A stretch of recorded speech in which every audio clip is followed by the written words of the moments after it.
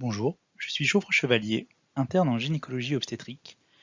Je vais vous présenter une étude réalisée dans le cadre de mon Master 2 dans l'ULR 2694 à Lille, sur l'évaluation des marqueurs de variabilité du rythme cardiaque fœtal comme marqueur de l'infection fœtale. Le travail puis l'accouchement sont des périodes à risque pour le fœtus. Des troubles de l'oxygénation peuvent être responsables d'une hypoxie fœtale et de complications neurologiques, notamment de l'encéphalopathie néonatale, dont l'incidence est estimée à 0,5% des naissances à terme. On considère que l'hypoxie fœtale n'est responsable que de 30% des encéphalopathies néonatales. Un deuxième facteur de risque de développer l'encéphalopathie néonatale est l'infection fœtale. On considère par exemple que l'infection fœtale multiplie par 4 le risque de séquelles motrices. La surveillance fœtale pendant le travail repose actuellement sur l'enregistrement et l'analyse visuelle du rythme cardiaque fœtal. Cette analyse visuelle et subjective ne permet qu'une mauvaise prédiction du risque infectieux et une prédiction imparfaite du risque d'encéphalopathie néonatale en dehors des situations extrêmes. D'autres techniques sont en cours d'évaluation pour prédire le risque d'hypoxie et d'encéphalopathie néonatale, notamment l'analyse automatisée des marqueurs de la VFC. La fréquence cardiaque est sous la dépendance du système nerveux autonome. Une activation du système sympathique augmente la fréquence cardiaque, tandis qu'une activation du système parasympathique la diminue. La fluctuation de la fréquence cardiaque est appelée la variabilité. Il est possible, par une analyse automatisée du rythme cardiaque fœtal, d'étudier la modification de la fréquence cardiaque battement par des marqueurs de la VFC. Il a été montré que certains marqueurs de la variabilité de la fréquence cardiaque sont des marqueurs de l'hypoxie fœtale et que certains marqueurs de la VFC sont des marqueurs de l'infection néonatale. Ainsi, l'objectif de cette étude était de savoir si certains marqueurs de la VFC pourraient être des marqueurs de l'infection chez le fœtus. Pour cela, des brebis gestantes proches du terme, avec instrumentation fœtale, étaient utilisées. Au bloc opératoire, après une anesthésie générale, une laparotomie et une hystérotomie permettaient un accès au fœtus.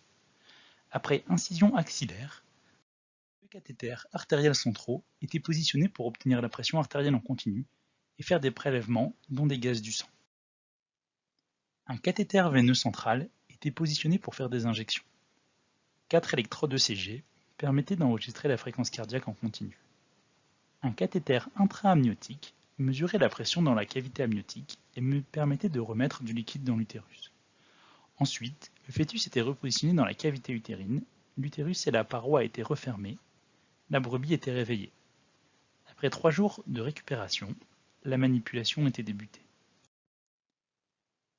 Le modèle de sepsis fœtale était obtenu par injection de lipopolysaccharide d'Escherichia coli, le LPS.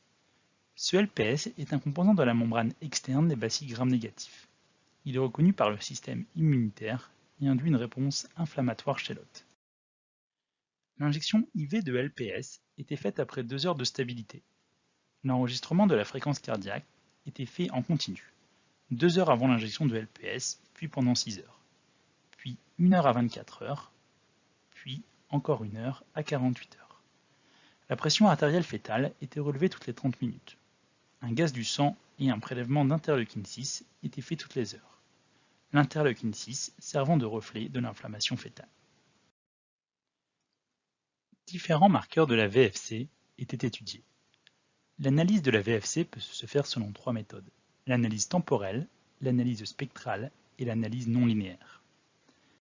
L'analyse temporelle est basée sur l'évolution de la durée des intervalles entre chaque battement, appelé intervalle RR ou NN.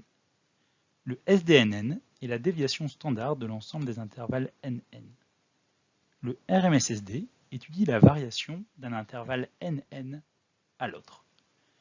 La VCT et la VLT sont des marqueurs utilisés spécifiquement chez le fœtus, notamment en cas de retard de croissance. L'analyse spectrale est une méthode mathématique permettant de déceler les différentes oscillations d'un rythme. Les séries de RR sont décomposées en une somme de fonctions sinusoïdales de différentes amplitudes et fréquences en utilisant une transformée de Fourier. La puissance spectrale dans une bande de fréquences donnée peut être quantifiée en intégrant l'air sous la courbe. Les LF basse fréquence et HF haute fréquence étaient étudiés. L'analyse non linéaire permet de quantifier la répétabilité ou au contraire l'imprédictibilité d'une suite. L'entropie correspond à l'imprédictibilité d'une série en raison de la complexité des mécanismes qui la régulent. Avec l'apparition de pathologies, les interactions de systèmes ont tendance à se dégrader et les signaux deviennent alors moins complexes, plus prévisibles. Le FSI est un indice original développé par notre laboratoire. Il utilise l'analyse linéaire et spectrale. Il est corrélé au pH et à l'encéphalopathie dans un modèle d'acidose. L'ensemble de ces marqueurs était moyenné sur 20 minutes.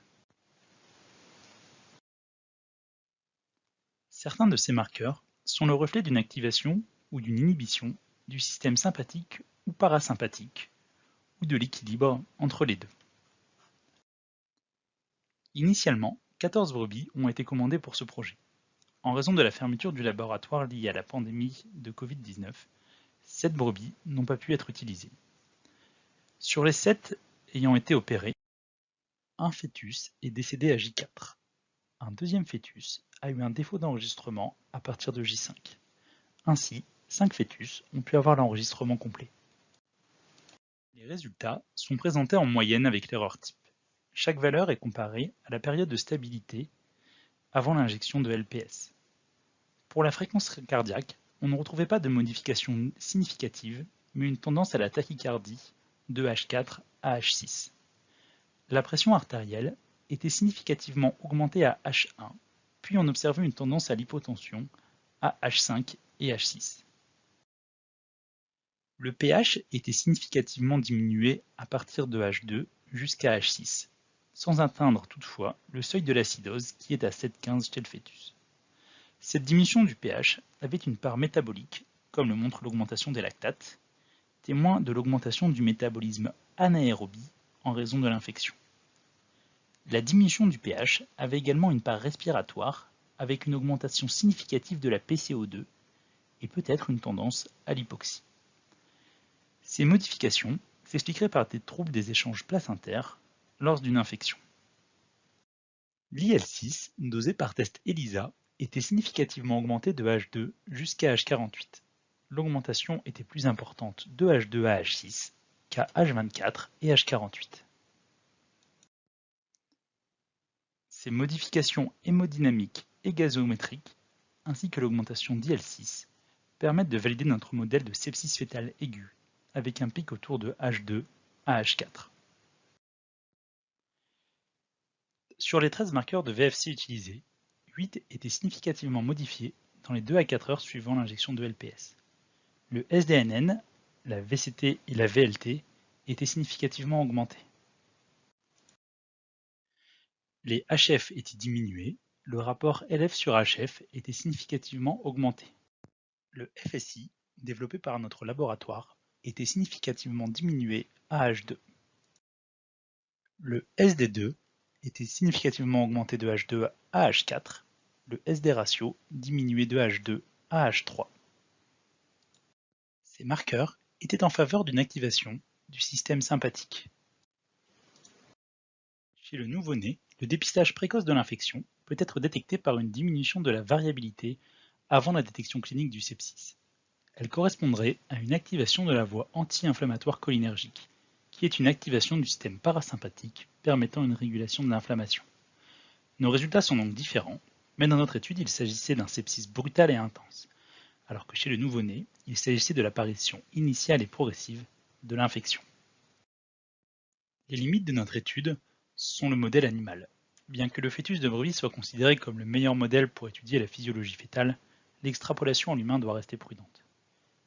L'infection fœtale est un phénomène complexe et polymorphe. L'injection unique de LPS-IV ne permet d'obtenir qu'une réponse inflammatoire fœtale. L'extrapolation des résultats obtenus par cette inflammation à l'ensemble des infections intra-utérines doit rester prudente. La fermeture du laboratoire en raison de la pandémie de Covid-19 a fortement impacté notre effectif et a ainsi diminué la puissance de notre étude.